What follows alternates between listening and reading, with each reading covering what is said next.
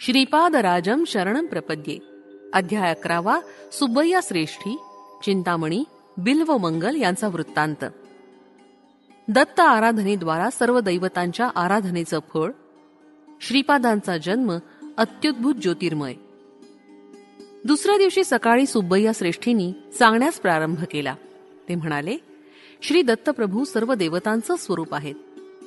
दत्ताराधना केली असता सर्व देवतांच्या आराधना केल्याचं फल प्राप्त होतं. सर्व देवतांमध्ये दत्तप्रभूच अंतर्भूत आहेत. श्री सुमती माता अनसूया तत्वामधील परमशिवाची शनी प्रदोष समयी आराधना करीत असे. त्यामुळे श्री दत्तप्रभूंमधील शिवतत्व अनसूया तत्वात प्रतिबिंबित होऊन अनसूया माते समान असलेल्या सुमती मातेच्या उदरी श्रीपाद श्रीवल्लभांच्या रूपानं अवतरले. ही एक अद्भुत योग प्रक्रियाच होती. माता पित्याच्या संयोगाशिवाय योगनिष्ठेमध्ये असताना अप्पळ राजा शर्मा आणि सुमती मातेच्या नेत्रामधून योग ज्योती प्रकट होऊन त्यांचा संयोग होऊन सुमती मातेच्या गर्भात प्रवेश करून 9 महिन्यानंतर केवळ ज्योतिरूपानं ते बाहेर प्रकटले. वास्तविक पाहता श्रीपाद ज्योती स्वरूपच होते. त्यांनी 3ऱ्या वर्षी आश्चर्यकारक लीला करण्यास सुरुवात केली. कालांतरानं श्रीपाद प्रभूंना एक बहीण झाली. तिचं विद्याधरी असं नाव ठेवलं होतं.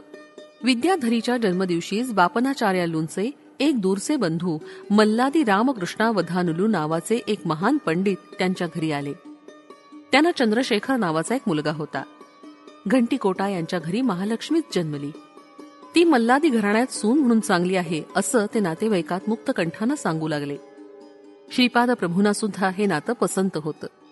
त्यांच्या संकल्पानुसार यथाकाली विद्याधरी आणि चंद्रशेखर यांचा विवाह मोठ्या थाटात पिठिकापुरममध्ये संपन्न झाला. श्री विद्याधरीनंतर राधा नावाच्या बहिणीचा जन्म झाला. तिचा विजय वाटिका या क्षेत्रातील विश्वनाथ कृष्णावधानुलू या एका सद्ब्राह्मणाशी विवाह संपन्न झाला. राधानंतर श्रीपाद प्रभूंना अजून एक बहीण झाली. तिचं नाव सुरेखा असं होतं.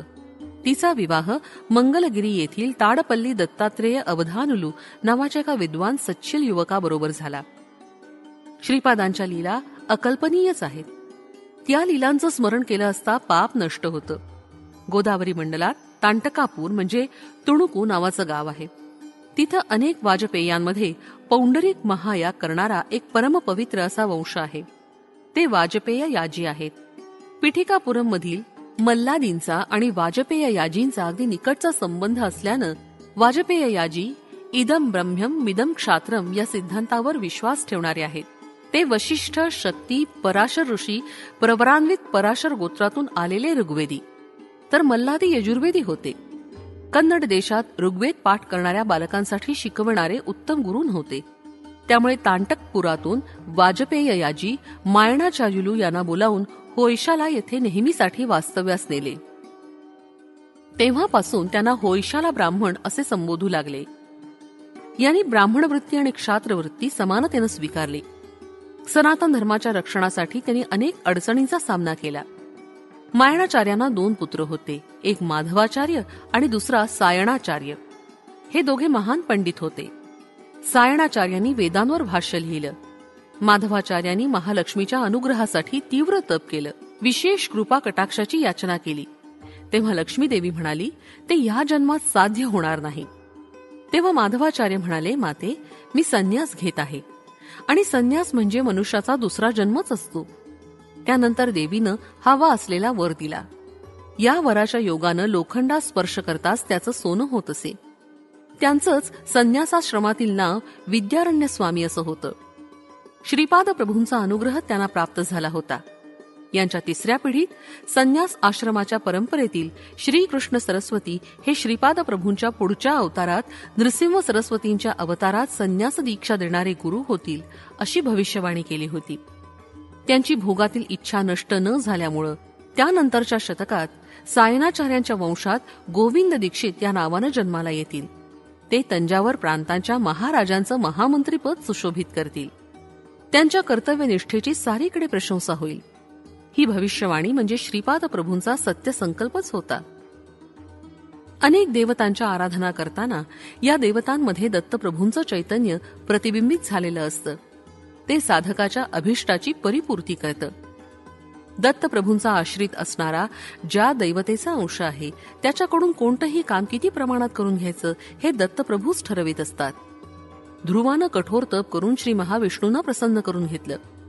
त्यांनी ध्रुवाला पितृवात्सल्य प्रदान केलं. श्री दत्तप्रभू सत्वगुणाच्या निर्गुण तत्वाच्या अतीताच्या आधाराचं परमतत्व तेच, चरमतत्व तेच, आदितत्व तेच, आदि अंतरहित तत्व तेच आहेत. हे सर्व अनुभवानंच जाणून घ्यावं लागतं. शब्दांनी समजावून सांगण्याचा हा विषय नाही. एखादं काम होणं किंवा न होणं, दुसऱ्या पद्धतीनं होणं, हे सर्व सामर्थ्य श्रीपाद वल्लभांच्या अवताराचं रहस्य आहे. श्रीपाद तत्व. श्रीपाद श्रीवल्लभ स्वतः त्यांच्या घरी असलेल्या कालाग्निशमन दत्त याची आराधना करीत असत. एकदा बापनार्युलूंनी श्रीपादांना याविषयी विचारलं. ते म्हणाले, श्रीपादा, तू दत्त आहेस का दत्त उपासक आहेस? तत्काळ श्रीपाद प्रभू म्हणाले, मी दत्त म्हणतो तेव्हा मी दत्तच असतो. मी दत्त उपासक आहे असं म्हणतो तेव्हा दत्त उपासकच असतो. मी श्रीपाद श्रीवल्लभ म्हणताना श्रीपाद वल्लभच असतो. मी जो संकल्प करतो तोच होत असतो. मी जशी कल्पना करतो तसंच होत असतं. हेच माझं तत्व. आजोबांना हे सर्व आश्चर्यजनक वाटत होतं. श्रीपाद पुढे म्हणाले, तुम्ही आणि मी एकच आहोत. पुढील जन्मात अगदी तुमच्यासारख्या रूपात मी अवतार घेणार आहे.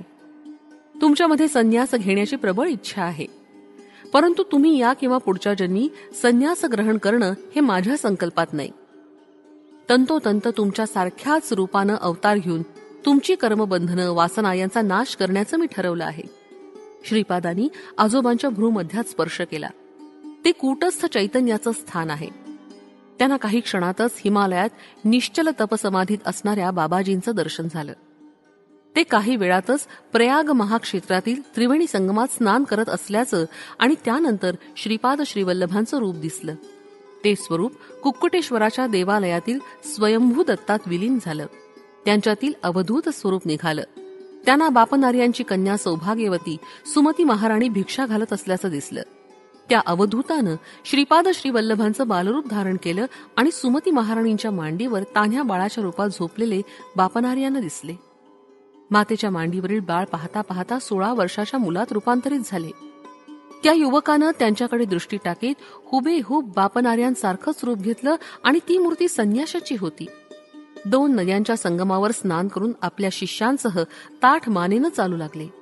तो संन्यासी बापनार्यांकडे वळून म्हणाला, मी कोण आहे या विचारात असल्यासारखे दिसत आहात. मला नृसिंह सरस्वती म्हणतात. हे गंधर्वपूर आहे. असं म्हटल्यावर काही क्षणातच आपलं वस्त्र नदीवर पसरलं आणि त्यावर बसून श्रीशैल्याला गेले. तेथील कर्दळी वनातील महापुरुषांनी महायोग्यांनी त्यांना साष्टांग नमस्कार केला. त्या सर्वांनी महाप्रभूंनी त्या वनात यावं यासाठी अनेक शतकांपासून तप केलं होतं. प्रभूंच्या दर्शनानं ते धन्य झाले होते. अनेक वर्षांच्या तपश्चर्येनंतर ते कोपिनधारी वृद्धाच्या स्वरूपात दिसले. तीच तेजस्वी नजर त्यांनी बापनार्युलूवर रोखून धरली. ते पुढे म्हणाले, या माझ्या रूपाला स्वामी समर्थ असं म्हणतात. थोड्याच वेळात त्यांनी प्राणत्याग केला आणि प्राणशक्ती वटवृक्षात गेली. त्यांचा दिव्यात्मा श्रीशैल्यावरील मल्लिकार्जुनाच्या शिवलिंगात विलीन झाला.